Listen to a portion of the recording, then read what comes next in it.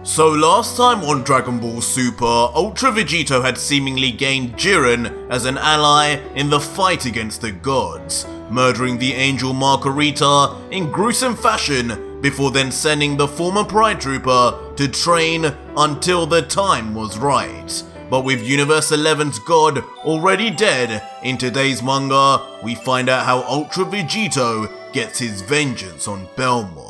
But before we continue, today's video is sponsored by Tokyo Treat and Sakura Co., with Tokyo Treat being a monthly Japanese snack subscription where you'll get up to 20 of the latest, most exclusive, limited edition and seasonal flavoured Japanese snacks that are only available in Japan, like Sakura Pepsi, Japanese sake Kit Kats, and many more.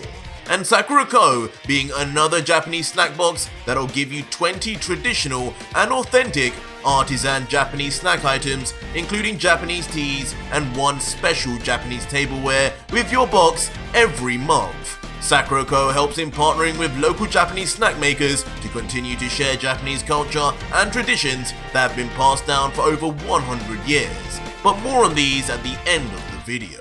So our story continues with Ultra Vegito having just blown up the Pyramid of Power, with Jiren still inside, trapping him for seemingly eternity.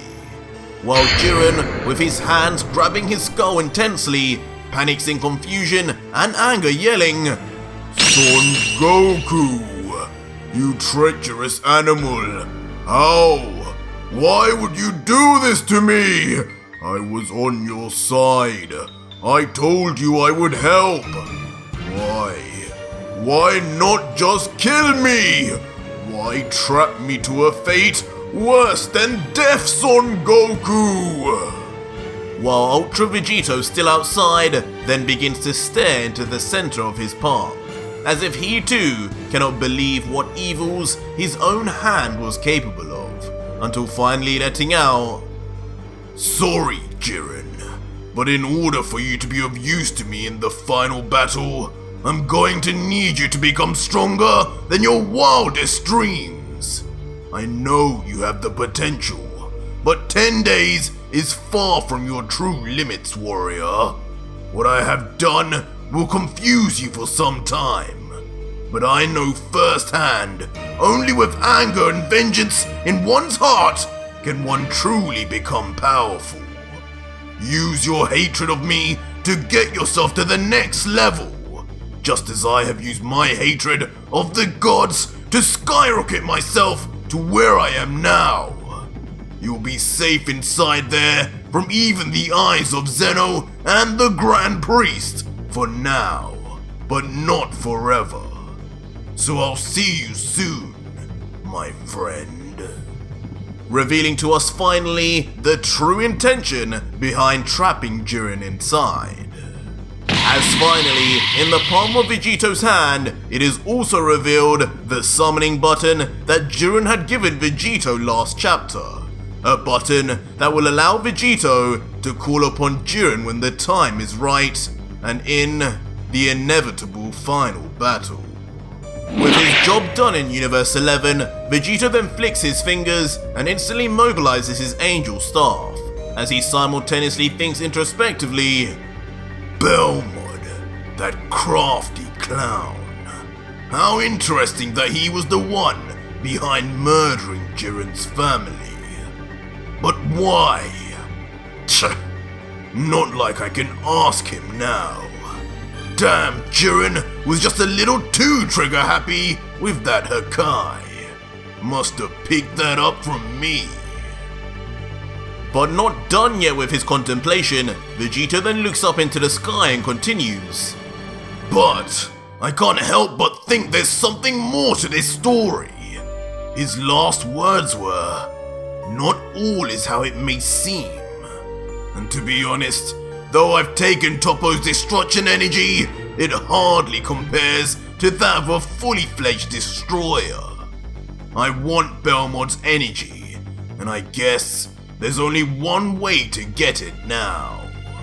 And with that being said, Ultra Vegito then places his hand out to his right side and instantly opens up yet another portal, letting out, "If the Belmod of this timeline is gone, I'll just find another in a different one.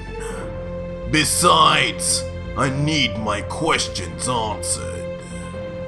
And just like that, Ultra Vegito then slowly enters the portal and finally leaves. Eventually Vegito leaves the portal and lands on the ground with a quiet tap. On the other side, eventually Vegito leaves the portal and lands on the ground with a quiet tap. As he notices, as expected, Vegito, always on guard, immediately begins observing his surroundings as he notices. Where am I exactly? There doesn't seem to be anything around here but barren soil. Did I arrive too late, perhaps? But as Vegito then brings himself to walk further along, he eventually reaches the edge of a nearby cliff face. Now we're talking. Would you look at that? This is where Jiren the Grey was born, huh? As over the cliff face, Vegito and ourselves are treated to a view of a primitive village on the ground, hidden amongst the mounds of dirt and few and far between vegetation. As Vegito continues, so I am on time. The village is intact, and so are its inhabitants. Now where is that damn clown? Meanwhile, down in the village, we see a number of adult warriors, each practicing and sparring with another, honing their skills, just as Jiren had described of his village and family back in the Tournament of Power.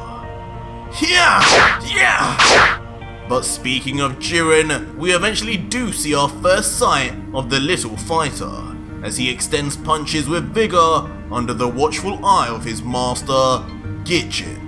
Standing tall with his Namekian-like green skin, he raises his arm and shouts enthusiastically to Jiren. That's the way, young Jiren. Faster and faster. But do not forget to keep your guard up. As the prepubescent youngster looks back with a smile of admiration and responds, Yes, master. Got it.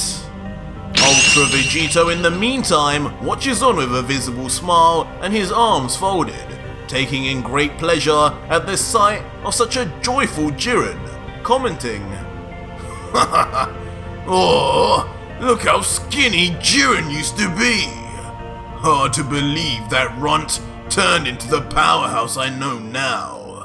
And I guess that green man is his so-called master, and he can't stop yapping about. I wonder how strong he is.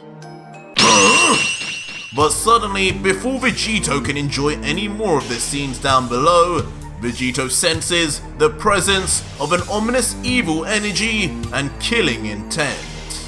Eventually, Vegito then tries to spot where it even is coming from, fearing the worst with who it could be. What the hell is it? All I see is damn mountains! Ah, there you are! But eventually up in the sky, Vegito finds out exactly where the strange presence originates. And in the air is of course none other than Lord Belmod, god of Universe 11, cloaked up and hooded as if to hide his identity. Giggling in the air as he says, So finally, the time has come, young man. Hopefully, you will thank me for this when you're older. But the ritual of the divine starts here. Universe 11 will finally have its next god of destruction to bring our mortal level to the very top. Remember this day well, young Jiren. As Vegito, realizing who the figure is, then grunts out, Just on time, aren't you, clown? Ritual? What is this makeup caked freak even saying? Time to get some much needed answers. As Belmod looks down menacingly and yells out one final time, Say your last words, Jiren. Godhood awaits you. He'll be saying goodbye to nobody, clown.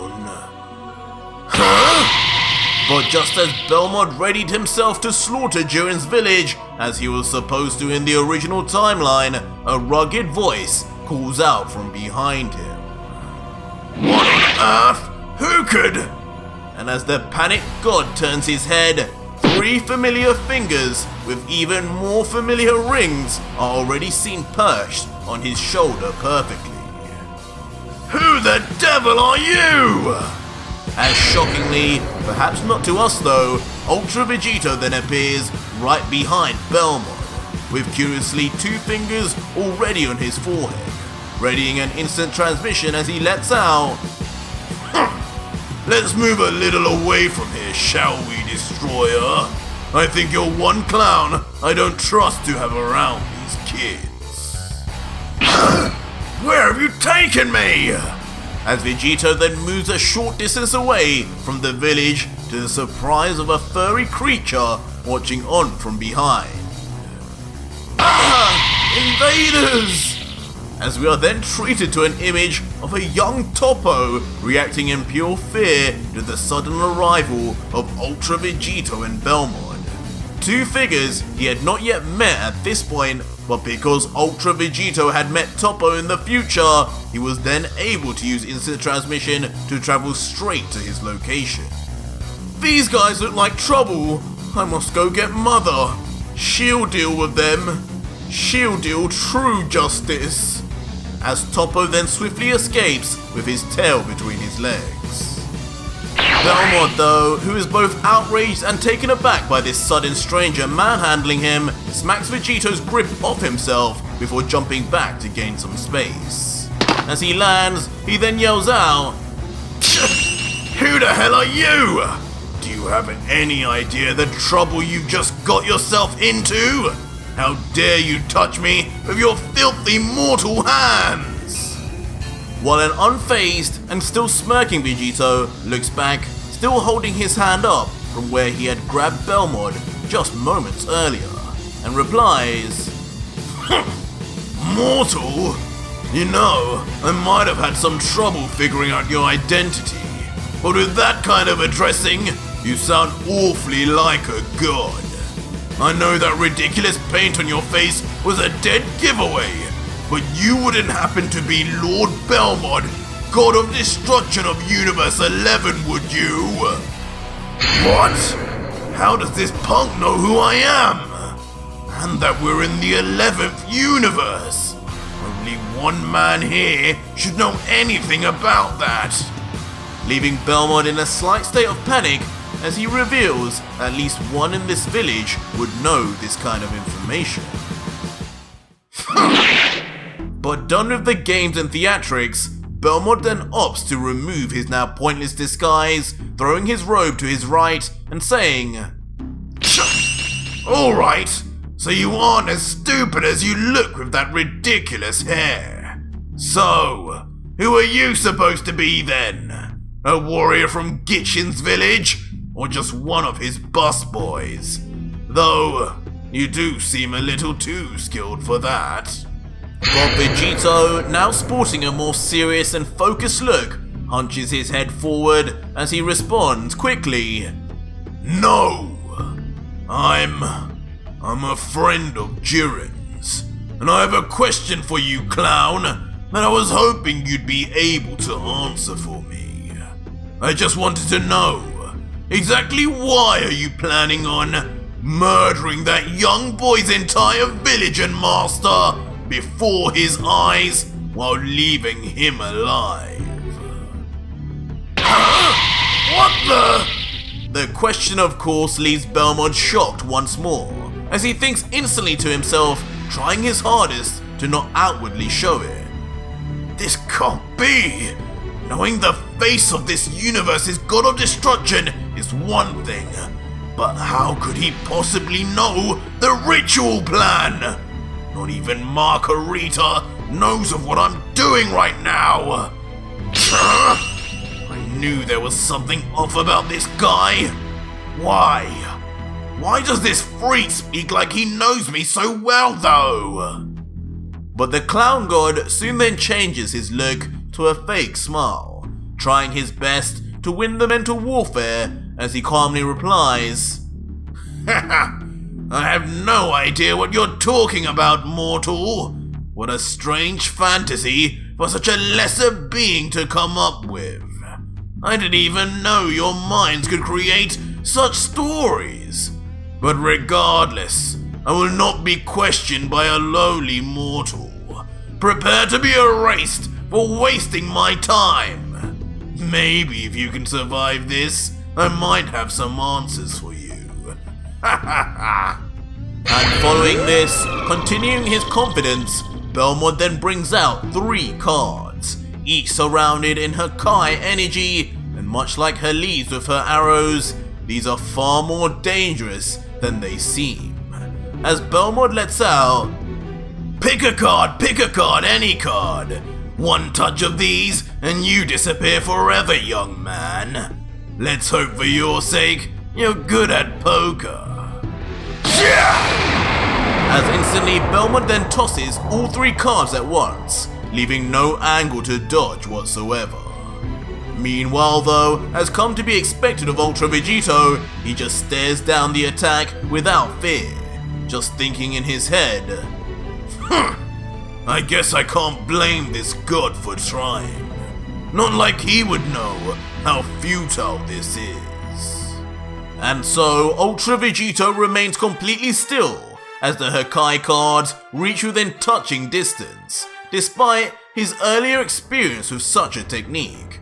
But at the last second, in a display of perfect mastery of Ultra Instinct within his Ultra form, Vegito, almost in slow motion and with the slightest of movements, dodges every single card with the smallest margins for error, ultimately leading to a massive explosion on both sides of Ultra Vegito that blows wind and debris across the emotionless Vegito, swaying his bangs in all directions as he coldly lets out, "Guess I'm better at card games than I thought, clown. And here I thought the house always wins. What in the name of Zeno? Preposterous! No mortal from this planet should be able to move like that!" Leaving Belmod understandably gobsmacked, witnessing not only a destroyer's attack be dodged like child's play, but also through use of what seems a divine technique of the angels. Continuing his state of shock, Belmod begins uncontrollably stepping back slowly, until suddenly a lone stone on the ground appears right behind his heel unknowingly. Wait, what? Instantly causing the god to trip back and fall, seemingly too scared to even regain himself until... At the last second, a hand we know all too well appears from out of nowhere to grab Belmod by his destroyer garb collar, saying, "Don't worry, I've got you, Ronald McDonald. You're not going anywhere." As soon as the scene zooms out, we see Ultra Vegito, now with half his shirt ripped from the explosions around him, standing dominantly over Belmod, with noticeably his signature Godslayer blade extended outwards, as he stares into the eyes of Belmod and says, "Listen, clown, I know even you're clever enough to know when you're utterly outclassed. Tell me the answers I desire, or die here and now. And trust me, there's no coming back from my idea of a death. You aren't the only one who possesses the power of Hakai." What? This mortal knows the abilities of the destroyers too? Leaving Belmod horrifically cornered, as he can't even call this stranger out on his bluff, given his earlier display of what was obviously Ultra Instinct, leading him to respond back, okay, relax. I'll tell you what you want to know, tough guy. Jeez, it's not like it's a secret anyway. Hardly more of a secret than knowing I'm the god of the 11th universe. Just let go of me, will you? And so Ultra Vegito then obliges, sensing that Belmod is as powerless as any timeline's version of him. As Belmod, now dejected, then calmly sits down with his legs folded before beginning. Listen, I don't know who you are, but you're right. I did come here to kill off Jiren's village and family. But you should know, it was for good reason. For the good of this entire universe. As Belmod then looks into the distance and continues.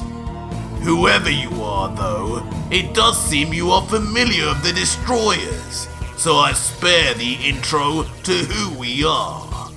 But we Destroyers, along with another set of gods in this universe, known as the Supreme Kais, maintain the mortal levels of our respective universes. The mortal level of a universe is affected by many variables. Sometimes that level is determined by the number of planets that exist, or the strength of its destroyer. But mainly, it is down to the overall life force and power levels of the beings that occupy it. Supreme Kais create life and watch over it for millennia, but only a destroyer can put the wheels of motion into play to create powerful life force. But a destroyer can only live so long, and not just any being can become one. A god of destruction must by default be one of the strongest, if not the strongest within one's universe, and must be able to compete with destroyers of other universes too. Not only to raise the mortal level, but to sometimes simply just survive. Destroyers can be pitted up against each other for the enjoyment of the Omni King. The loser can often find their universe erased. But finding such candidates to become one is not easy. So we Destroyers have a ritual that we use to create such candidates with overwhelming power, and just enough coldness in their hearts that they could take up the mantle of God of Destruction and perform the heartless tasks that come with the job. This sounds familiar, like the Tournament of Power. Did Zeno hold similar competitions for the gods also? I remember Whis telling me of 6 universes that were already erased. It couldn't be! But as Vegito momentarily ponders, Belmod recommences. And don't look at me like that, as this ritual is the same one all gods of destruction use. By killing off the family and friends of a candidate while young, we break all the bonds that get in their way. We leave them to grow strong on their own, often seeking power and vengeance to eventually kill whoever slayed their family. Or sometimes, they grow strong just from the darkness that fills them afterwards. It's a proven tactic that has worked time and time again, and Jiren undoubtedly would have become unsurmountably powerful by the same mechanic. In fact, it is all foretold already by the Oracle Fish beforehand. Every destroyer has access to one, and is given the prime choice for the next candidate using them. What? But on the instant that Vegito hears this, even the cold Saiyan is taken by surprise, as he continues, You monsters! You damn gods really had sick enough minds to come up with something that stupid? Nonsense! I don't believe that for a second.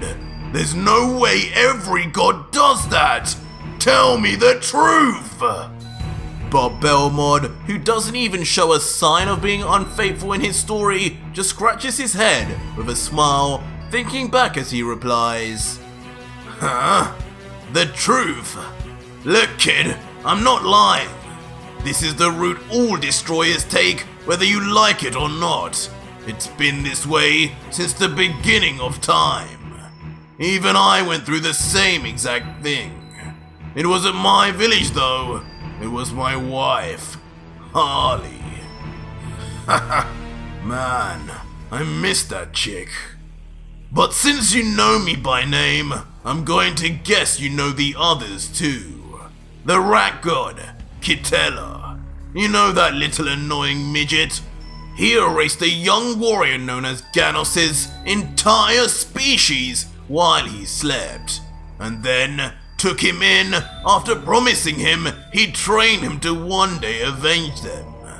He's actually who I was basing my plan off.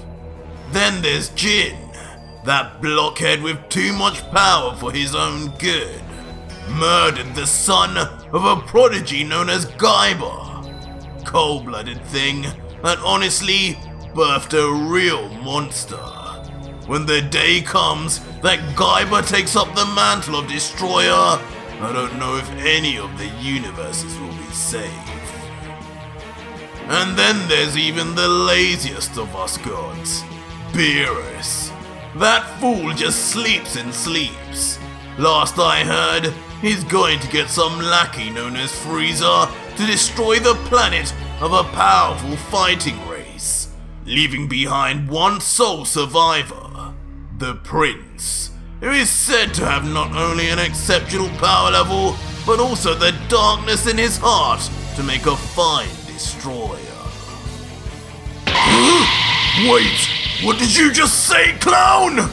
But now, things have hit the fan with Belmod's last piece of information, as the once completely oblivious Vegito now realizes everything, as he questions more.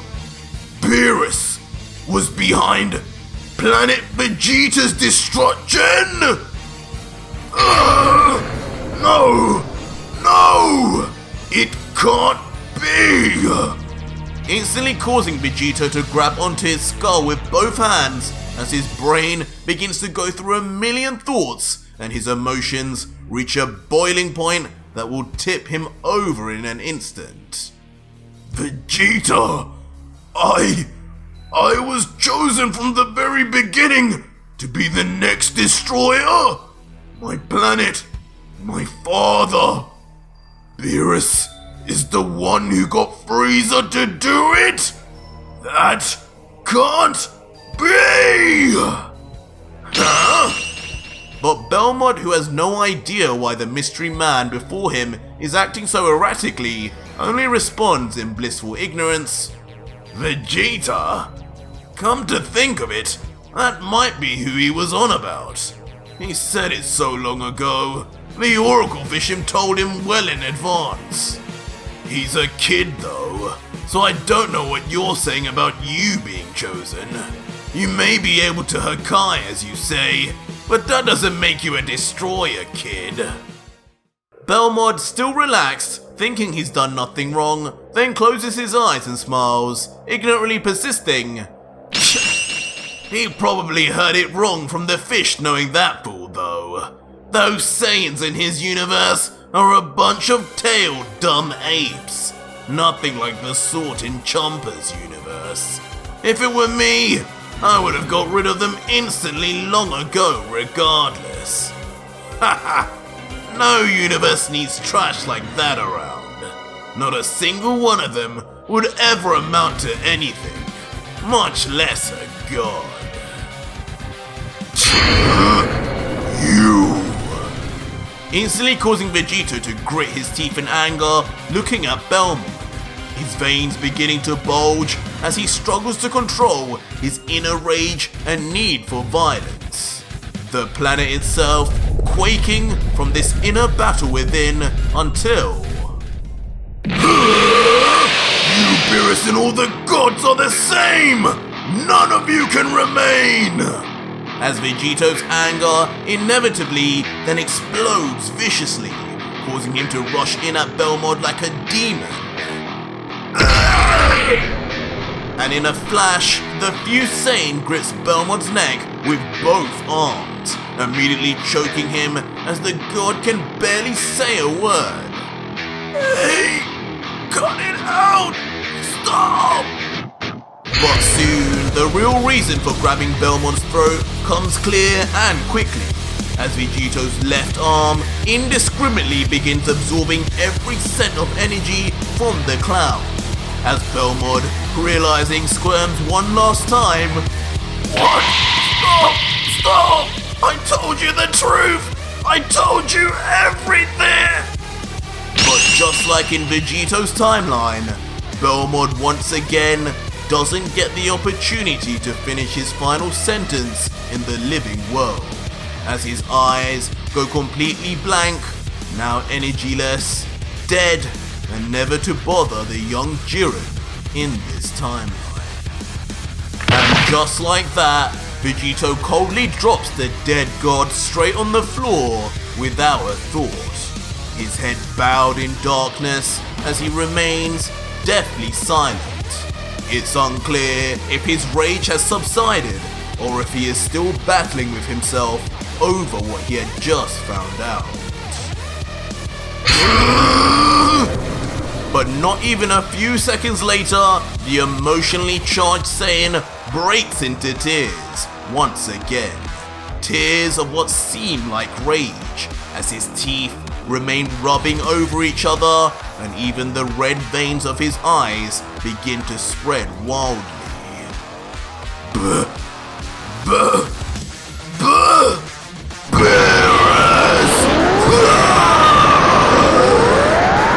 But in the end, it all becomes clear, as with a roar that even the Grand Priest and Zeno would hear, Vegito roars at the top of his breath, screaming out the name of the god that ultimately betrayed him.